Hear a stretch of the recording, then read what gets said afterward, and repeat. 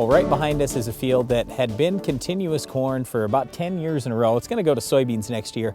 But as a farmer, one of the things that I'm always looking at is what's the bottom line on stuff. And I was just figuring something out for a landlord just the other day. And you know what? It was share crop. It penciled out so much better to raise corn, even continuous corn, than it did to raise soybeans economically. Well, you know, the dollars are one thing, Brad, but you do have to look at what the risks are of doing that. Anytime you're raising the same crop over and over again in a field, you've got more chance of disease. You've got more chance of insects. You've got more chance of nematodes. You're going to have higher fertility costs when you have all that residue out there. You know, there are a lot of things that go into continuous corn. You say, well, you know, on paper it looks nice. Like, well, if I can raise 200 bushel corn and get $5 or $6 for it, that dollar's out well. You know what? I got a good idea here, Darren. Why don't you just throw at me all the problems one by one, and I'll solve them for you. How about that?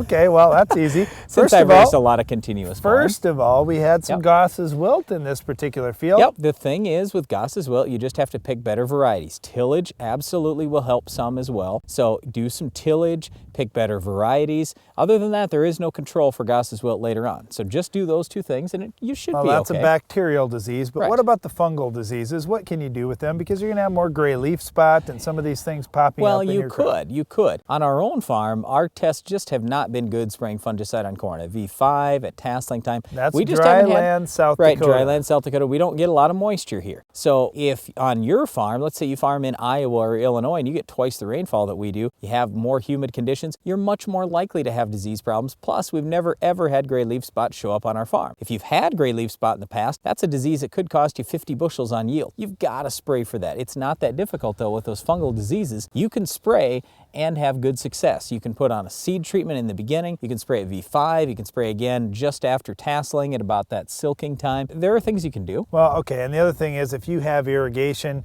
this is where we've seen those disease control methods, spraying some headliner on tasseling time, for example, or using Stratego Yield or Quilt. Those things have paid almost every time for guys when you do have irrigation because you know you're going to have the moisture out there. Now, the other thing, Brian, when we talk about diseases, insects, nematodes, seed treatments. This is one of the things where we're seeing a lot more corn nematodes. Guys are starting to test for that and look for it. We're finding them all over. Even southern North Dakota had some of the highest test results I've seen across the country. Okay, so yes, you may have nematodes on your farm. Everybody has nematodes though. That's the deal. Every single farmer in the United States has some nematodes. The question is, do you have enough to hurt yield? And unless you start running some trials, you're probably not going to know. So yeah, you can go out with things like Avicta or Votivo that's going to be out there. Also, you could use something like Counter, a nematicide. Or obviously you could rotate away from corn, but we don't want to do that. We want to raise continuous corn. So that's where having one of these other products out there is probably going to be good, either a seed treatment or a nematicide like Counter. All right, well, here's probably the number one thing I hear from guys that are concerned about going into continuous corn. How am I going to plant through all that residue? How am I going to deal with that? Come on. I mean, we're raising over 200 bushel corn on our farm. And here's the number one thing that I would tell you if you're not doing this, you need to, is get a chopping corn head. We made that change on our farm. It's just a world of difference now. And we can go out and simply strip till, and we can plant in very little residue right in that row the coming spring. So it's not that big a deal. Also, we use a Salford machine sometimes to just kind of size things up, chop things up a little more, and also get a little bit of dirt in together with that residue. If you get some dirt in there, it seems like it breaks down a little bit quicker. The other thing is, don't short yourself on nitrogen. If you're short on nitrogen, your stalks don't have enough nitrogen, and you don't add any in the fall, like liquid 28% or anything, yeah, you're going to have slower breakdown. But when you have good levels of nitrogen and of sulfur out in your field, breakdown comes relatively quick. All right, enough of these softballs. How about the toughest one, Brian? What? This is the toughest question I got for you. Yeah? All right, you planted Smart Stacks corn last year. Yep. So you've got Roundup tolerance,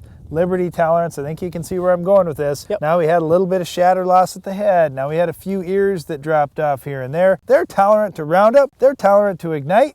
What are you going to do about that volunteer corn pressure? Yep, there's really, unfortunately, nothing that you can do about volunteer corn pressure. Yeah, you can go out and cultivate, but that's not that great. So what we'd really prefer to see is for guys to use straight Roundup and then follow with straight Liberty corns. Yeah, but that's not even going to be possible now. There's so many stacks anymore that it can't. So now you have to think about this. You can't wait for your corn to get down to 15% to harvest it. You need to harvest it 18 to 20 so you don't have that loss at the head. And the other thing is, if you have some cattle, get them out there grazing that stuff. Let them consume any of that corn that does get dropped out in the fields. Do everything you can. Yeah, it's not going to be perfect, but you need to minimize how much of that corn is going to come up and hurt you, because volunteer corn is a big deal in cornfields. It will hurt you. The question is, how much are you going to let it hurt you? Well, the other challenge is just going to be, I'm raising 200 bushels of corn instead of 50, 60 bushels of soybeans. Trucking? I need a lot of fertility out there, and I've got to have a lot of trucks and grain bins to get rid of that stuff. So first of all, on the trucking side, you know what? For an extra, like on our farm, a lot of times I can pencil an extra $150, $200 an acre. I can afford to run some trucks out there. Not a big problem, okay? I can hire lots of trucks for that. When we talk about the fertility side, if I'm raising continuous corn, I am going to invest a few more dollars in fertility, mainly nitrogen. Probably going to need another 50, 60 pounds of nitrogen, maybe a little bit more sulfur, things like that. But a lot of phosphorus too. That's the one that guys forget. If you're raising soybeans need some phosphorus, but corn needs quite a bit. Yep,